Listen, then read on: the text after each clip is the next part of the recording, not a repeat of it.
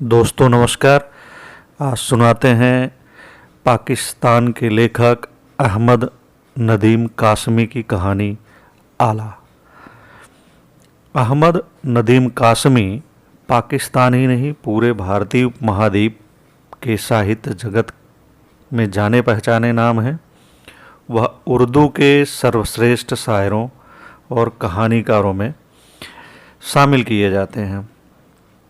आलोचक, संपादक और साहित्यिक पत्रकार भी रहे थे। उन्होंने करीब आधी सदी तक फनून पत्रिका का संपादन व प्रकाशन किया। इसके अलावा कई अन्य पत्रिकाओं का भी उन्होंने संपादन किया है। अहमद शाह अवान उर्फ कासमी का जन्म 20 नवंबर 1916 को हुआ था।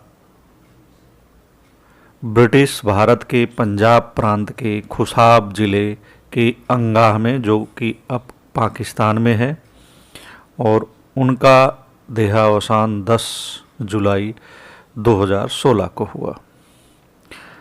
सोलाए गुल जलालो जमाल मुहीत शायरी संकलन है और अफसाने कपास के फूल भूत कहानी संग्रह है। गुलजार उन्हें अपना गुरु मानते हैं। तो सुनते हैं अहमद नदीम कासमी की कहानी आला। अम्मा अभी दही बिलो रही थी कि वो मिट्टी का प्याला लिए आ निकली। यह देखकर कि अभी मक्खन ही नहीं निकाला गया तो लस्सी कहाँ से मिलेगी। वो 100 पंज में पड़ गई कि वापस चली जाए या कहीं खड़ी रहे। बैठ जाओ आला, अम्मा ने कहा। अभी देती हूँ। कैसी हो? जी अच्छी हूँ। मुझे देखते ही वो दुपट्टे का पल्लू आधे सिर पर से खींचकर माथे तक ले आई और बोली, बीबी जी, अंदर छोटे मियाँ जी तो नहीं बैठे? अरे वही आरिफ तो है, रात आया है। कैसे हो आला? मैंने पूछा। जी अच्छी हूँ, वो बोली। फिर उसके चेहरे पर शरारत चमकी। पहले तो मैं आपको पहचानी ही नहीं। मैं समझी कोई बच्चा मूछें लगाए बैठा है। इस पर अम्मा की हंसी छूट गई। तौबा है, कमबख्त ऐसी बातें करती है कि तौबा है। आला दहलीज पर यूं बैठ गई कि उसका एक पाँव बाहर सेहन में था और एक कमरे के अंदर। आरिफ मियाँ, परदेश में आप क्या करते हैं? उसने मुझसे यूं पूछा जैसे चौपाल में बैठी गप्प लड़ा रही है। मैंने कहा, नौकरी करता हूँ, रुपया कमाता हूँ। बीबी जी को कितना भेजते हैं? उसने शरारत से मुस्कुरा कर पूछा। ए लड़की, अम्मा ने उसे डांटा। अपनी उम्र के लड़कों से यूं बातें नहीं करते। अब तू छोटी नहीं है। क्या अभी तक तुझे किसी ने नहीं बताया कि तू बड़ी हो गई है? वो दहलीज पर बैठी बैठी अम्मा की तरफ घूम गई। अब उसके दोनों पांव सेहन में थे और बालों का एक ढेर कमरे में था। कौन बताए बीबी जी? वो बोली। अम्मा अब्बा होते तो बताते। आला की आवाज़ को आंसुओं ने भिगो दिया था। मैंने कहा, आला, तुम्हारी माँ तो कब की चल बसी थी, क्या बाप भी चल दिया? अब के घूम कर उसने दोनों पांव कमरे में रख दिए और बोली, जी। वो भी चला गया। मैं लड़का होती तो शायद मुझे जूते गांठना सिखा जाता, पर वो मुझसे रोटियां ही पकवाता रहा। अब मैं एक मोची की बेटी हूँ, पर अपने जूते दूसरों से मरम्मत करवाती हूँ। तो क्या हुआ? अम्मा बोली। तुझे सिर्फ जूते गांठना नहीं आते ना, बाकी तो सब काम आते हैं। अपनी मेहनत से कमाती है और खाती हो।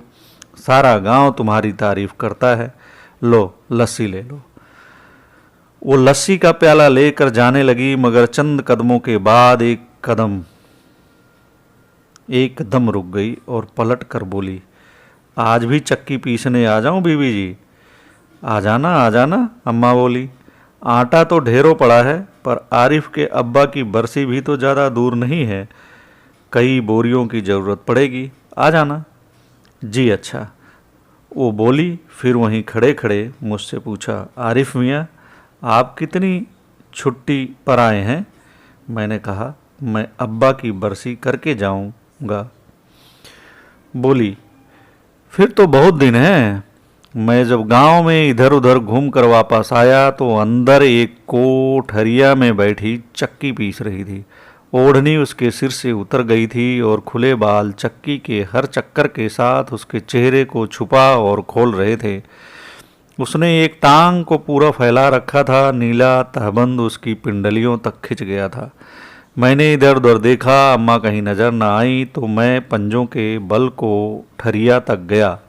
दरवाजे से आती हुई रोशनी एकदम हुई तो उसने चौंक कर देखा, चक्की रोक ली, बालों को झुककर समेटा और ओढ़नी को सिर पर खींच लिया, मगर फैली हुई टांग को फैला रहने दिया। फिर वो चक्की की हथ को थामकर आहिस्ता आहिस्ता घुमाने लगी और मेरी तरफ देखती चली गई। उसके चेहरे पर शरारत थी और इस डर के मारे कि वो कोई फिकरा ना मार दे, मैंने पूछा, अम्मा कहाँ है? वो बोली, तो क्या आप बीवी जी को देखने यहाँ तक आए थे? तो क्या तुम्हें देखने आया था? मुझे हमले का मौका मिल गया। फिर वो कुछ कहने ही लगी थी कि मैंने फिर पूछा, अम्मा कहाँ हैं?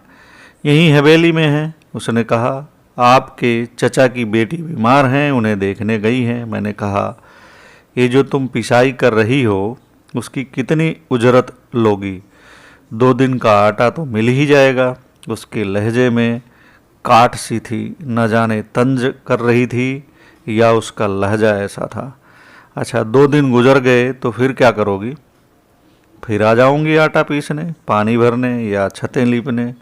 छतें लीपने? क्या तुम्हें छतें लीपना भी आता है? मैंने सचमुच हैरत से पूछा। वो बोली, मुझे क्या नहीं आता आरिफ मियाँ, बस एक जूते गांठने नहीं आते, और बहुत कुछ आता है। मसलन क्या आता है? मैंने शरारत से पूछा। और वो कुछ बताने लगी थी मगर जैसे सोच में पड़ गई और आखिर बोली, सभी कुछ आता है, आप देख लेंगे हौले हौले। चंद लम्हे वो यूं ही चक्की चलाने में मसरूफ़ रही जैसे मुझे भूल गई है। फिर चक्की रोक कर उठ खड़ी हुई और दरवाजे की तरफ बढ़ी। मैं एक तरफ हटा तो बाहर आ गई और बोली, प्यास लगी है, पर बीवी जी का कटोरा जूठा हो जाएगा, मुझे बक में पिला दीजिए। तुम कटोरे में ही पी लो, मैंने कहा और फिर डांट के लहजे में कहा, चलो उठाओ कटोरा, पियो पानी। उसकी मुस्कुराहट कितनी गुलाबी थी। जिंदगी में पहली बार ज्ञात हुआ कि मुस्कुराहट का भी रंग होता है। वो पानी पी चुकी तो कटोरे को खंगालने के लिए उसमें जरा सा और पानी डाला। मैंने कहा, भर दो कटोरा। वो समझी शायद मैं कटोरे को पूरी तरह पाक कराना चाहता हूँ। कटोरा भर गया तो उसने मेरी तरफ देखा और मैंने कटोरा उसके हाथ से उचक कर मुंह से लगा लिया। आरिफ मियाँ जी, वो इंतहाई हैरत और सदमे से बोली। वो हवास फाकता मेरी तरफ देखती रही और जब मैंने खाली कटोरा वापस किया तो उसकी आंखों पर नमी की एक चमकीली तह नमूदार हो गई थी और उसने ओढ़नी को यूं कस के लपेट लिया था जैसे नमाज पढ़ने चली है।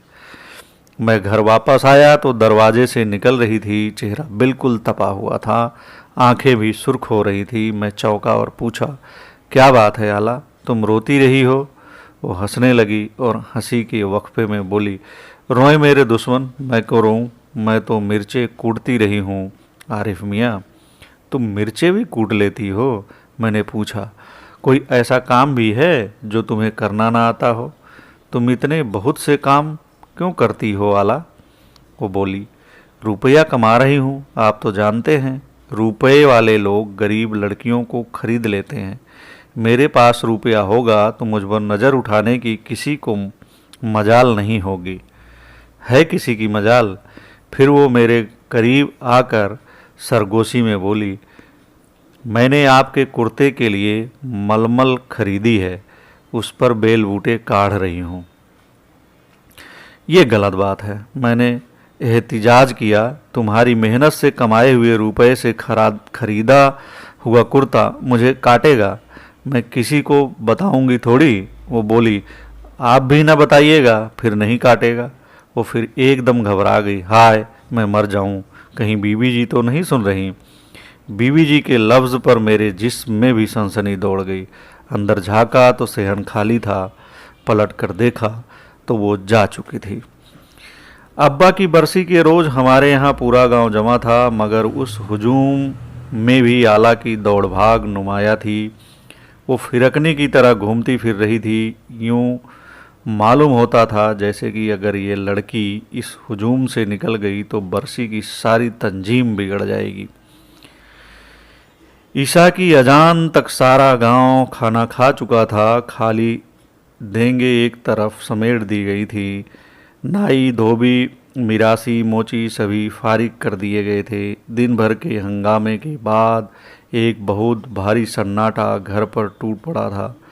आखिरी मेहमान को रुखसत करके जब मैं अम्मी के कमरे में आया तो मुझे यकीन था कि आला बैठी अम्मी के बाजू और पिंडलियाँ दबा रही होगी, मगर अम्मी तो अकेली बैठी थी। जिंदगी में शायद पहली बार अम्मी का लिहाज किए बगैर मैंने उनसे पूछ बैठा, आला कहाँ है? मगर अम्मी इस सवाल से बिल्कुल नहीं चौंकी। बोली, लड़की हीरा है बेटा, बिल्कुल हीरा। आज तो मेरी आंखें, मेरे बाजू, मेरा सब कुछ थी। दिन भर थी कि थकी मादी तो थी ही, खाने बैठी तो दो चार निवालों के बाद जी भर गया। उठकर जाने लगी तो मैंने उसे रोका। उसकी देगची को चावलों से भरा और उसे ले जाने को कहा तो वो बोली, ये चावल तो मुझे आरिफ मियाँ देते हुए भले लगते। औरों को रुखसत करते रहे पर उन्होंने मुझे तो पूछा ही नहीं।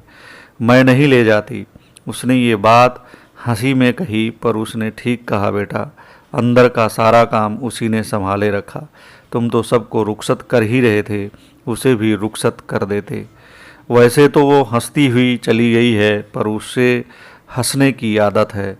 और बेटा, जिन लोगों को हंसने की आदत होती है ना, उन्हें जब रोना भी होता है तो वो हंसने लगते हैं। जब वो हंसते हैं तो अंदर से रो रहे होते हैं। तुमने एक मोचन समझकर आला की इज्जत ना की, हालांकि आला का अपना मान है। उसका ये मान कायम रखो बेटा, और चावलों की ये देगची उसे दे आओ। थोड़ी देर पहले गई है, सोई नहीं होगी। फिर कल सुबह तुम जा भी रहे हो, वो क्या याद करेगी तुम्हें। जाओ। आला अपने घरौंदे के दरवाजे के पास चारपाई पर लेटी हुई थी। मैंने पास जाकर उसे आहिस्ता से पुकारा तो तड़प कर यूं खड़ी हो गई जैसे उसके करीब कोई गोला फटा है। आरिफ मियाँ जी, वो बोली, चावल देने आए होंगे। मैंने कहा, हाँ चावल ही देने आया हूँ। लाइए। उसने हाथ बढ़ाए। बीवी जी ने बताया होगा। मैंने क्या कहा था? वो हंसने लगी। हाँ बताया है, मैंने कहा। देगची लेकर उसने चारपाई पर रख दी और बोली, वहाँ घर में देते तो ज़्यादा अच्छा लगता। वैसे अब भी अच्छा लग रहा है। कुछ समझ में नहीं आ रहा था कि क्या कहूँ। आखिर एक बात सूझी, मैं कल वापस जा रहा हूँ। वो मुझे मालूम है, आला बोली। मालूम था तो वहाँ घर में जरा सी देर रुक जाती। मैंने कहा। वो बोली, आपके कुर्ते का आखिरी टाँका बाकी था, वो आके लगाया है। बक्से में उस कुर्ते की जगह तो होगी ना। और हाँ, सुबह आपका बक्सा उठाकर बसों के अड्डे पर मुझे ही तो पहुंचाना है, बीबी जी ने कहा था। मैंने कहा, तुम क्या कुछ कर लेती हो आला। चक्की तो तुम पीस लेती हो, छतें तुम लीप लेती हो, मिर्चें तुम कूट लेती हो, पूरे घर का काम तुम संभाल लेती हो, कुर्ते तुम काढ़ लेती हो, बोझ तुम उठा लेती हो। तुम किस मिट्टी की बनी हुई हो आला।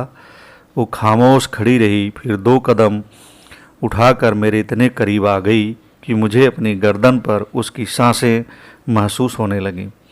मैं तो और भी बहुत कुछ कर सकती हूँ आरिफ मियाँ। उसकी आवाज़ में झनकार सी थी। आपको क्या मालूम मैं और क्या कुछ कर सकती हूँ। जरा से वक्फे के बाद वो बोली, मुझसे पूछिए ना, मैं और कुछ क्या कर सकती हूँ। पहली जमात के बच्चे की तरह मैंने उससे पूछा, और क्या कुछ कर सकती हो। मैं प्यार भी कर सकती हूँ आरिफ मियाँ। उसने जैसे कायनात का राज फाश कर दिया। धन्यवाद मित्रों, उम्मीद करता हूँ कि ये कहानी आप सबको पसंद आई होगी। कहानी पसंद आने पर चैनल को ज़रूर सब्सक्राइब करिएगा और शेयर करना बिल्कुल नहीं भूलिएगा।